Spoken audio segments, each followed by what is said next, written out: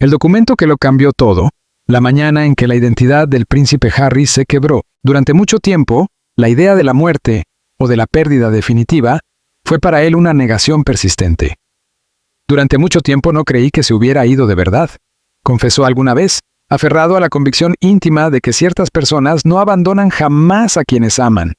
Ese impulso de negación, casi infantil, volvió a emerger la mañana en que un documento silencioso y devastador llegó a Frogmore Cottage y transformó para siempre su comprensión de quién era. El amanecer se presentó con una calma engañosa. La niebla cubría los jardines de Windsor con una pátina de serenidad y el príncipe Harry observaba el paisaje desde la ventana, una taza de té enfriándose entre sus manos. Nada en ese instante anunciaba el derrumbe inminente.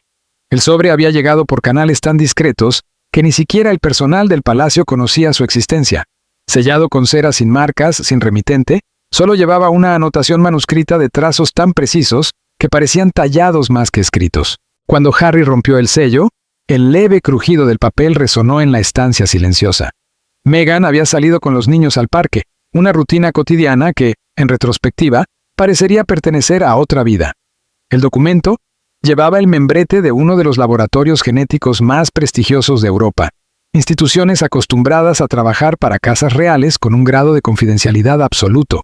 El texto no se andaba con rodeos, resultados de análisis de ADN, confirmaciones de paternidad, porcentajes de probabilidad que rozaban la certeza total. Antes de que su mente procesara plenamente el contenido, sus manos comenzaron a temblar.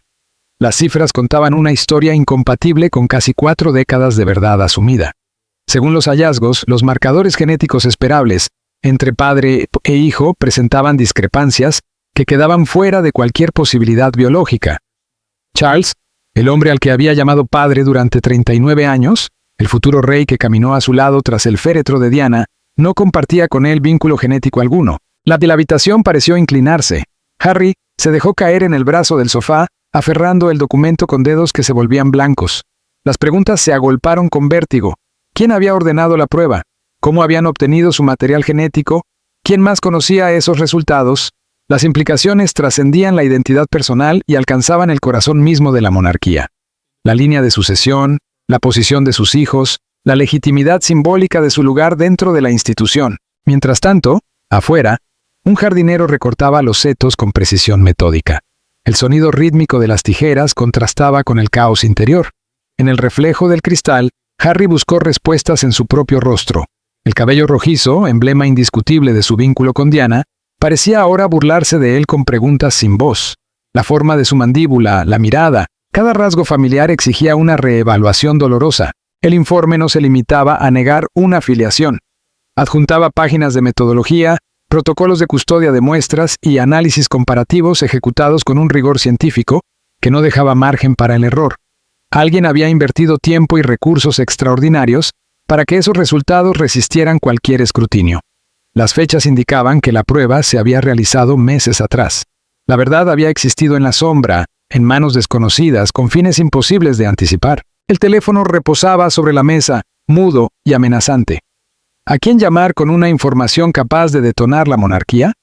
La relación con su hermano William se había deteriorado con los años, erosionada por la distancia y caminos divergentes. Sin embargo, aquello superaba cualquier disputa. Si los resultados eran auténticos, la posición de William también se vería afectada. Tal vez ya no fueran hermanos en el sentido que siempre habían creído. El sonido de un coche sobre la grava aceleró su pulso. Meghan regresaba, precedida por las risas de los niños. Harry dobló el documento con manos inseguras y lo guardó en el bolsillo de su chaqueta, sintiendo su peso como una piedra en el pecho. El gesto aprendido durante años de servicio público se apoderó de su rostro, pero por dentro los cimientos se resquebrajaban. Meghan entró con Archie hablando entusiasmado de los patos y Lilibet adormilada sobre su hombro. Bastó una mirada para que su sonrisa se apagara. Años de complicidad la habían entrenado para detectar los cambios más sutiles. Tras acomodar a los niños, se volvió hacia él en silencio. Harry intentó hablar, se detuvo, y finalmente le entregó el documento. Observó cómo la confusión se transformaba en comprensión y luego en shock. Meghan se sentó, leyó 2 veces, y al alzar la vista, su expresión mezclaba horror con una determinación feroz. La conversación se desarrolló en susurros urgentes. La formación legal de Meghan entró en acción. Analizó la procedencia del informe, los posibles móviles detrás de su envío. ¿Chantaje? ¿Un ataque preventivo de facciones hostiles del palacio? ¿O la acción de alguien convencido de que Harry merecía conocer la verdad, sin importar las consecuencias? Con el caer de la tarde alcanzaron un consenso frágil. Necesitaban verificación independiente, asesoría legal propia y, sobre todo, controlar el relato antes de que otros lo hicieran. Las primeras llamadas se realizaron con una serenidad forzada. El proceso que se ponía en marcha podía redefinir la monarquía o revelarse como el engaño más sofisticado jamás dirigido a la familia real. En cualquier caso, no había retorno posible a la inocencia de esa mañana. Los ecos no tardaron en recorrer los pasillos de mármol. Rumores de actividad inusual en Frogmore llegaron a Buckingham Palace por conductos ancestrales. Un comentario, una pregunta, y pronto las inquietudes ascendieron en la jerarquía. El despacho del rey tomó nota. Abogados fueron alertados. Protocolos de seguridad ajustados. Algo serio estaba ocurriendo en el hogar de los Sussex. En Clarence House, Charles leía informes con creciente inquietud. Tras años de tensiones públicas, desde entrevistas explosivas hasta memorias dolorosas, padre e hijo habían iniciado una reconciliación cautelosa. Ahora, el hecho de que Harry recurriera a laboratorios genéticos y bufetes internacionales colgaba en el aire con una implicación imposible de ignorar. El secretario privado confirmó que el laboratorio implicado había gestionado durante generaciones pruebas discretas para la nobleza europea. La palabra linaje flotó sin pronunciarse. William llegó convocado con urgencia. Encontró a su padre rígido, mirando por la ventana. La explicación fue medida. Indicios de que Harry había recibido o solicitado pruebas de ADN. La primera reacción de William fue ira, esa frustración ya conocida. Otra crisis, otra herida a la institución. Pero la ira dio paso a algo más profundo. Si Harry dudaba de su paternidad, esas dudas tenían raíces antiguas. Recordó los rumores persistentes de su juventud, las comparaciones crueles con James Hewitt. Diana había restado importancia, pero los susurros nunca se extinguieron. Charles habló con emoción del día del nacimiento de Harry, del amor que sintió al sostenerlo. La paternidad, insistió, trasciende los marcadores genéticos. Sin embargo, incluso mientras lo decía, la incertidumbre asomaba en su mirada. En Palacio, el secreto siempre fue una moneda corriente. Consejeros, expertos constitucionales y abogados fueron consultados con extremo sigilo. ¿Qué ocurre si un príncipe descubre que no desciende biológicamente del monarca? Las respuestas resultaron complejas. La legitimidad real no se sostiene únicamente en la sangre, sino en leyes, actos parlamentarios y precedentes. Aún así, el terremoto simbólico era innegable. En paralelo, la reina Camila recibió su propio informe. Consciente de la historia complicada que la unía a Harry, pidió una audiencia privada, no una orden, sino una invitación. Harry dudó, luego comprendió el valor de esa conversación. Camila sabía lo que era sobrevivir al juicio público y emerger con dignidad. Tal vez, en medio de la tormenta, su voz pudiera aportar una perspectiva inesperada. Camila sirvió el té con sus propias manos. Un gesto sencillo, casi doméstico, pero cargado de significado. En Palacio, esos pequeños actos dicen más que largos discursos. Antes de entrar en el tema que había precipitado la reunión, preguntó por los niños. Archie y Lilibet. Fue una manera deliberada de establecer una conexión humana, de recordar que, antes que títulos y escudos, había personas, familias y emociones vulnerables. Solo después, con su conocida franqueza, abordó el asunto central. Harry, contra todo pronóstico, se encontró hablando con una apertura que no esperaba de sí mismo. Habló del documento que había llegado a su vida como un artefacto explosivo, de las preguntas que había sembrado, del miedo profundo que acompaña a la duda sobre algo tan esencial como la propia identidad. Camila escuchó sin juzgar, formulando preguntas puntuales que revelaban una comprensión de matices que otros, quizá, habrían pasado por alto. No interrumpía, no negaba, tampoco dramatizaba. Compartió entonces su propia experiencia como forastera dentro de la familia real. Explicó cómo había aprendido, a lo largo de los años, que la verdad entre los muros del palacio rara vez es única o lineal, que existen verdades públicas, privadas y silenciosas, y que muchas veces conviven en tensión permanente. Lo que le contó después produjo un giro inesperado en la percepción de Harry. Mucho antes del nacimiento de William, recordó Camila, habían circulado rumores, susurros persistentes sobre Charles y otras mujeres. El engranaje palaciego había trabajado con eficacia para sofocar esas conversaciones. Pero el ambiente de sospecha había sido real, casi asfixiante. Incluso en los primeros años de matrimonio, Diana había albergado dudas, preguntas íntimas, que compartió solo con amigos de extrema confianza. El matrimonio que dio al mundo a dos príncipes fue, en realidad, mucho más complejo y frágil de lo que la narrativa oficial permitió ver. Harry salió de aquella conversación con más preguntas que respuestas, pero también con algo nuevo e inesperado: compasión por su padre. Si Charles había vivido con sus propias incertidumbres y duelos privados, si había cargado con el peso de un matrimonio quebrado desde dentro, entonces aquel documento no era simplemente una traición o una mentira aislada. Podía ser, en cambio, parte de una tragedia compartida que se remontaba a heridas anteriores, incluso a su propio nacimiento. Mientras tanto, en Frogmore, Meghan llevaba a cabo su propia investigación. Metódica, persistente, siguió el rastro del documento desde el supuesto laboratorio hasta su llegada a sus manos. El camino estaba deliberadamente oscurecido, lleno de intermediarios y silencios. Pero ciertos patrones comenzaron a emerger. La prueba había sido encargada a través de un despacho legal suizo. El pago se había canalizado mediante fideicomisos diseñados para ocultar a los beneficiarios reales. Alguien con recursos, conocimiento y una motivación poderosa había puesto en marcha toda aquella operación. Su identidad, sin embargo, permanecía en las sombras. La carga de las coronas y los secretos se hacía cada vez más pesada. El laboratorio privado al que finalmente acudió Harry estaba ubicado en un edificio discreto de Ginebra. Su lista de clientes, estrictamente confidencial, incluía a aristócratas europeos y dinastías industriales. La doctora Elizabeth Fournier, responsable de confirmaciones genéticas para 3 generaciones de nobles, supervisó personalmente el proceso. Era consciente de que los resultados no afectarían solo a individuos, sino que tendrían repercusiones históricas. Las muestras se tomaron bajo medidas de seguridad extremas, con abogados presentes en cada fase, para documentar la cadena de custodia.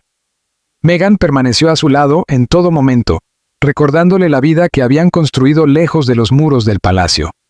El análisis requeriría 2 semanas, 14 días suspendidos entre futuros posibles, en una especie de animación emocional en la que cada escenario parecía plausible. Durante ese intervalo, Harry tomó una decisión que sorprendió incluso a él mismo. Solicitó ver a su padre a solas, sin asesores ni intermediarios. Charles aceptó de inmediato y propuso Highgrove, la finca donde ambos solían encontrar refugio lejos de la presión de Londres. Allí habían compartido momentos genuinos, trabajando en los jardines, hablando de conservación y del mundo natural que tanto los unía. El trayecto por la campiña de Gloucestershire le dio tiempo a Harry para ordenar pensamientos que se resistían a cualquier estructura lógica. Ensayó frases de apertura que luego descartó. Nada parecía suficiente. Al llegar, Charles lo esperaba en la biblioteca. La madera cálida, las estanterías repletas de libros y los sillones de cuero moldeados por los años ofrecían una sensación de familiaridad casi reconfortante. Charles habló primero. Su voz, medida como siempre, dejaba entrever una tensión profunda. Recordó el día del nacimiento de Harry, cómo había estado presente en el parto a pesar de las convenciones de la época. Describió el momento de sostener a su hijo recién nacido, de contar dedos y pies, de sentir el peso de una nueva vida en sus brazos. Pasara lo que pasara con cualquier análisis de laboratorio, esos recuerdos eran reales e inamovibles. Eran la base de su identidad como padre. Harry escuchó, y luego compartió su verdad. El documento había llegado sin ser solicitado, como una granada arrojada desde la oscuridad. No lo había buscado, pero tampoco podía ignorarlo. La identidad importaba. La verdad importaba. No para herir a su padre ni para dañar la institución, sino porque vivir con la incertidumbre se había vuelto insoportable. Charles preguntó por los niños, por cómo todo aquello podría afectar a Archie y Lilibet. La respuesta de Harry fue directa y nacida del corazón. Merecían conocer su herencia, fuera cual fuera. Los secretos habían envenenado la vida de su madre y creado una atmósfera de sospecha que contribuyó a su tragedia final. No permitiría que ese legado se transmitiera a otra generación. La conversación se prolongó hasta el anochecer.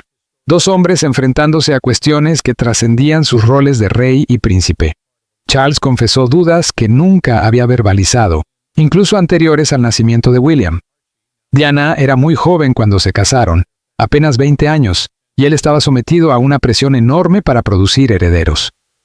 Amor y deber se habían entrelazado de forma dolorosa desde el principio. Habló también de los rumores sobre la paternidad de Harry. Le habían herido profundamente, no porque los creyera, sino porque sugerían un fracaso como esposo y padre. Cada comparación publicada con James Hewitt era una humillación pública. Aún así, jamás permitió que esos susurros alteraran su forma de amar y criar a Harry. Para él, siempre fue su hijo en todos los sentidos que importaban. Harry rompió a llorar. Lágrimas contenidas desde la llegada del documento, liberadas al fin. Charles lo abrazó y permanecieron así, aferrados el uno al otro, con una desesperación que hablaba de años de malentendidos y silencios. Pasara lo que pasara con el ADN, aquel momento tenía su propia verdad. Pero mientras encontraban una paz precaria, la maquinaria mediática seguía avanzando. Alguien filtró información a la prensa, detalles cuidadosamente anonimizados que apuntaban a movimientos significativos en el hogar de los Sussex. El Daily Mail publicó un artículo especulativo sobre nuevas tensiones con el palacio. The Times analizó la sucesión y la diferencia entre legitimidad biológica y legal. El equipo de comunicación real entró en modo crisis, emitiendo comunicados calculados que no confirmaban ni desmentían nada. La presión mediática se intensificó. Fotógrafos apostados frente a Frogmore, helicópteros sobrevolando la propiedad, teleobjetivos apuntando a las ventanas. La privacidad por la que Harry y Meghan habían luchado se desvanecía bajo el foco global. En ese clima asfixiante, la doctora Fournier concluyó su análisis. Llamó personalmente a Harry. Los resultados estaban listos. Podían enviarse de forma electrónica o entregarse en persona. Harry eligió viajar a Ginebra. Necesitaba conocer la verdad lejos de las expectativas y los juicios de Inglaterra.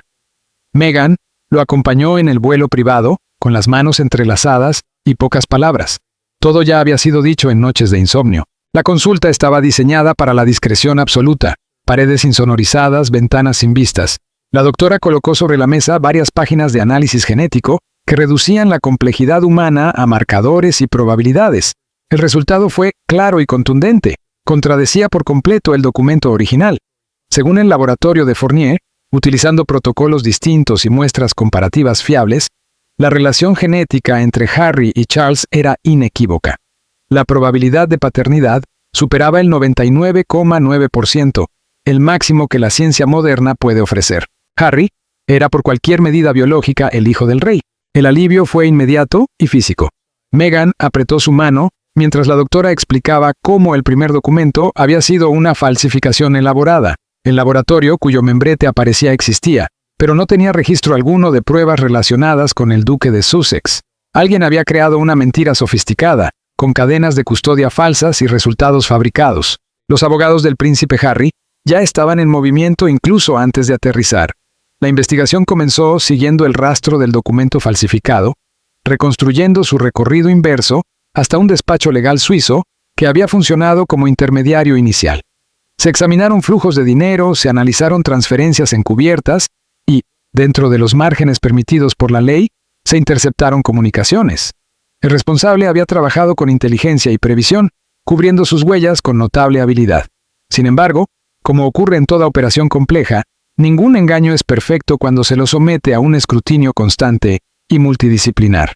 En Buckingham Palace, el rey Carlos III recibió los resultados preliminares de la verificación con un alivio que no pudo ocultar del todo. Durante toda la crisis había mantenido la compostura pública que exige la corona, pero en privado el desgaste había sido profundo. A sus 75 años, el monarca parecía de pronto mayor. Las semanas de incertidumbre habían dejado marcas visibles en su rostro, especialmente alrededor de los ojos, donde el cansancio y la preocupación se habían instalado como líneas permanentes. El príncipe William fue informado de inmediato. Su reacción fue intensa, casi visceral. Para él, no había dudas. Alguien había atacado deliberadamente a su familia, utilizando herramientas de guerra psicológica sofisticada. No se trataba solo de dañar la imagen pública, sino de socavar los cimientos mismos de la identidad y la estabilidad emocional de su hermano. William quería responsables, nombres y consecuencias. A medida que avanzaba la investigación, comenzaron a emerger patrones inquietantes. Todo indicaba que no se trataba de un acto individual motivado por rencor aislado. La creación del documento falsificado había requerido recursos considerables, acceso a modelos auténticos de laboratorio y un conocimiento técnico detallado de los protocolos de pruebas genéticas. Era evidente que varias personas habían participado, respaldadas por alguien con medios económicos, contactos y una clara motivación para desestabilizar a los Sussex, o, incluso, a la monarquía en su conjunto. Ante la magnitud del hallazgo, se recurrió discretamente a servicios de inteligencia. No los oficiales visibles, sino esas estructuras grises que operan en el espacio intermedio entre el Estado y la Casa Real. Estas entidades aportaron capacidades que superaban la investigación convencional. Vigilancia financiera avanzada, acceso a interceptaciones estratégicas y una visión más amplia del entramado de intereses en juego. El panorama se volvió más claro y más perturbador. La falsificación estaba vinculada a una red de individuos relacionados con ciertos sectores de la prensa sensacionalista y con facciones políticas abiertamente críticas con la dirección moderna de la monarquía. El objetivo no era solo generar un escándalo, sino provocar una implosión interna. El cerebro de la operación resultó ser una figura inesperada y al mismo tiempo inquietantemente cercana. Un ex empleado del palacio, despedido años atrás tras descubrirse que vendía información a los medios. Desde entonces había alimentado su resentimiento, tejiendo alianzas con periodistas sin escrúpulos y activistas antimonárquicos. La falsificación del ADN fue su obra maestra, una bomba diseñada para causar el máximo daño posible a la institución que, según él, lo había destruido. Pero identificar al responsable abrió un dilema aún mayor. Proceder legalmente implicaba juicios públicos, testimonios detallados y la exposición mediática de una crisis profundamente íntima. El documento falsificado, aun siendo fraudulento, se convertiría en prueba judicial, analizada y difundida por la prensa mundial. Defenderse del engaño significaba amplificar la mentira original. Harry y Meghan se enfrentaron entonces a una decisión que iba mucho más allá de la estrategia legal. Podían exigir un castigo ejemplar, utilizando todo el peso de la ley y de la institución monárquica. O podían absorber una herida más, como tantas otras, optando por la verdad privada en lugar de la vindicación pública. La decisión no se tomó en soledad. En una serie de reuniones familiares poco habituales por su franqueza, se sentaron a debatir el rey Carlos, el príncipe William y los Sussex. Carlos defendió la discreción, argumentando que un proceso judicial causaría un daño irreparable, muy superior a cualquier satisfacción derivada de la justicia formal. William, inicialmente firme en su postura punitiva, comenzó poco a poco a reconocer el valor de la contención. Fue Harry quien sorprendió a todos al proponer una tercera vía. No quería ni silencio absoluto ni venganza legal. Quería entender, confrontar directamente al responsable, escuchar sus motivaciones y cerrar el círculo desde un plano humano. Meghan apoyó esta idea, consciente de que su esposo necesitaba comprensión más que castigo. El encuentro se organizó bajo estrictas condiciones de seguridad, en una oficina anónima. Los abogados estuvieron presentes, pero como observadores silenciosos. El ex empleado, cuyo nombre la familia decidió no hacer público, comenzó con una actitud desafiante. Se consideraba una víctima, un chivo expiatorio de prácticas que, según él, eran comunes en el palacio. Su despido había arruinado su vida profesional y financiera. La falsificación, afirmó, era solo una forma de equilibrar la balanza. Harry escuchó sin interrumpir. Luego habló con una calma inesperada. Reconoció que el sistema del palacio había tratado mal a muchas personas, que había sido implacable y deshumanizante. Pero dejó claro que intentar destruir una familia, infligir deliberadamente el mismo tipo de incertidumbre y dolor que habían marcado su propia infancia, cruzaba una línea que nada podía justificar. Las defensas del hombre se derrumbaron. Por primera vez pareció comprender el impacto real de sus actos. Lloró, pidió perdón, consciente de que no merecía ser perdonado. Y fue entonces cuando Harry tomó una decisión que definiría su carácter más que cualquier discurso público. Ofreció una forma de amnistía. No habría denuncia penal si el hombre colaboraba plenamente, identificar a todos los implicados, garantizar que no quedara ninguna copia del documento falsificado en circulación y ayudar a desmantelar toda la red. Además, Harry se comprometía a ayudarlo a encontrar un trabajo legítimo, una oportunidad real de reconstruir su vida lejos del rencor. El acuerdo fue aceptado. En las semanas siguientes, la información proporcionada permitió neutralizar por completo la operación.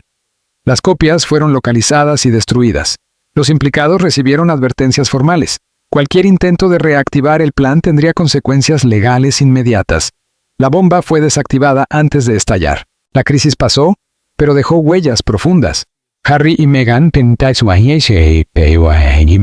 enfrentaron una amenaza existencial y salieron con una claridad renovada sobre lo que realmente importa. La ciencia confirmó los hechos, pero la verdad más profunda surgió del diálogo, de la elección consciente de la misericordia sobre la venganza, de la comprensión de que la identidad no se reduce a un marcador genético. El rey Carlos vio en su hijo menor una valentía moral extraordinaria. Harry podría haber utilizado el ataque como excusa para alejarse aún más de la familia. En cambio, eligió un camino más difícil, uno que recordaba poderosamente a Diana y a su capacidad de empatía incluso hacia quienes la habían herido. La relación entre William y Harry comenzó lentamente a sanar. El episodio les recordó que, pese a las diferencias, seguían siendo familia. Retomaron conversaciones regulares, centradas no en viejas heridas, sino en el presente. Los hijos, la paternidad, la complejidad de criar niños bajo una atención pública constante. Estas inquietudes dieron pie a conversaciones cada vez más profundas con Meghan sobre el futuro que deseaban construir juntos. Ambos amaban Inglaterra, su historia, sus tradiciones y el vínculo emocional que Harry mantenía con su tierra natal. Sin embargo, también reconocían una verdad incómoda: la paz de su familia exigía distancia de la intensidad constante de la vida real. La presión mediática, las expectativas institucionales y la exposición permanente habían dejado de ser sostenibles, especialmente cuando se trataba de criar a Archie y a Lilibet. California apareció entonces como una alternativa real y simbólica. No se trataba únicamente de un cambio geográfico, sino de un replanteamiento radical del modelo de vida. Allí encontraron el espacio necesario para criar a sus hijos con mayor privacidad y para construir carreras definidas por sus propios valores, no por mandatos heredados ni por expectativas impuestas desde siglos atrás. Lo que hasta ese momento había sido una decisión parcialmente implementada, se volvió definitiva.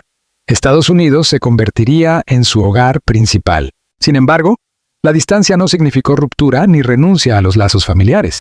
Harry asumió un compromiso claro: realizar visitas regulares para que sus hijos conocieran a su abuelo, el rey, a su tío, el príncipe de Gales, y a sus primos George, Charlotte y Louis. En su visión, la familia podía trascender la geografía si las relaciones se cuidaban con intención, honestidad y afecto genuino. Paralelamente, Harry comenzó a reconciliarse con su herencia de una manera distinta. Los resultados de ADN confirmaron su conexión biológica con generaciones de monarcas que se remontaban siglos atrás. Aquella constatación, lejos de ser un simple dato científico, adquirió un peso simbólico profundo. El linaje implicaba responsabilidad, honrar lo mejor de esa historia, y, al mismo tiempo, reconocer sus errores, sus sombras y sus contradicciones. Decidido a comprender mejor el legado que llevaba consigo, Harry se sumergió en el estudio de la historia real. Quiso ir más allá de los retratos oficiales y de las narrativas idealizadas para descubrir a los seres humanos detrás de las coronas. Esa investigación lo condujo a hallazgos inesperados. Antepasados atrapados entre el deber y el deseo, hombres y mujeres que pagaron un alto precio personal por servir a la corona. Encontró patrones que se repetían a lo largo de los siglos: el conflicto constante entre las necesidades individuales y las exigencias institucionales. Estos ecos históricos le permitieron contextualizar sus propias decisiones. Comprendió que no era una anomalía ni un rebelde aislado, sino parte de una larga tradición de miembros de la realeza que habían buscado vidas auténticas, dentro o fuera de los muros del palacio. Esa conciencia fortaleció su sentido de pertenencia, incluso cuando elegía un camino distinto. La experiencia también profundizó su relación con sus hijos. Archie, ya con edad suficiente para hacer preguntas, comenzó a interesarse por las razones por las que su familia atraía tanta atención. Harry optó por explicaciones adecuadas a su edad, hablando de herencia e historia, sin romantizar ni demonizar la monarquía. Su objetivo era ayudarlo a comprender la complejidad del pasado sin cargarlo con preocupaciones adultas. Lilibet, nombrada en honor a su bisabuela, la difunta reina, simbolizaba para Harry una esperanza de reconciliación entre generaciones. Durante las visitas familiares, Carlos mostraba una devoción especial por su nieta. La relación entre ambos estaba libre de muchas de las tensiones que habían marcado otros vínculos familiares. Al observar a su padre con Lilibet, Harry pudo ver al hombre que Carlos había intentado ser como padre, a pesar de las limitaciones impuestas por su cargo. Fue una mirada más compasiva, más humana, que permitió sanar viejas heridas. En todo este proceso, Meghan fue el ancla y la brújula de Harry. Como alguien que había experimentado la vida real desde fuera y luego desde dentro, comprendía con claridad las presiones únicas de la institución. Su perspectiva ayudó a Harry a distinguir entre las necesidades legítimas de la monarquía y aquellas restricciones arbitrarias que no cumplían ningún propósito real. Juntos forjaron una alianza que honraba sus respectivos orígenes, al tiempo que construían algo completamente nuevo. Con el paso de los meses, la crisis que había sacudido a la familia real se fue transformando en un episodio gestionado del pasado. La coronación del rey, celebrada meses después, incluyó a Harry en posiciones de honor que reconocían su lugar dentro de la familia. Caminó en procesión junto a William, dos hermanos unidos en apoyo al momento solemne de su padre. Aquella ceremonia le recordó a Harry lo que la monarquía podía representar en su mejor versión. Tradición al servicio de la continuidad y de la identidad nacional. Aunque había elegido un camino diferente para sí mismo, pudo respetar lo que su padre y su hermano preservaban. Ese respeto permitió mantener relaciones sin necesidad de coincidir en todas las decisiones. En momentos de calma, Harry pensaba en el documento falsificado que había desatado tanta agitación. Diseñado para herir, aquel ataque había forzado una confrontación con cuestiones fundamentales de identidad y pertenencia. Paradójicamente, lejos de debilitarlo, había fortalecido su comprensión de la familia y de sí mismo. La verdad que finalmente prevaleció trascendía marcadores genéticos y pruebas de laboratorio. Harry era hijo de Carlos en todos los sentidos que realmente importaban, moldeado por esa relación con sus luces y sombras. Era también hijo de Diana, heredero de su compasión y de su complejidad emocional. Era hermano de William, unido a él por un vínculo forjado en la infancia y puesto a prueba por las responsabilidades adultas. Y sobre todo, era el padre de Archie y Lilibet, decidido a ofrecerles una infancia auténtica que él mismo solo había vivido de manera parcial. Estas verdades no requerían verificación científica, residían en la experiencia vivida y en el compromiso elegido. La crisis había amenazado con destruirlo todo, pero terminó reforzando lo esencial. Harry avanzó con claridad sobre quién era y qué valores guiaban su vida, preparado para construir un futuro que honrara tanto su herencia como su independencia duramente ganada. El palacio permanece eterno, con sus muros testigos de generaciones de triunfos y escándalos. Dentro de esas paredes, una familia continúa su antigua danza con el deber, equilibrando privacidad y servicio público. El recorrido de Harry nos recuerda que la identidad trasciende las líneas de sangre, que la verdad importa menos que la forma en que respondemos a ella. Al elegir la compasión sobre la venganza y la conexión sobre el distanciamiento, escribió un nuevo capítulo en la historia real, definido no por títulos sino por carácter.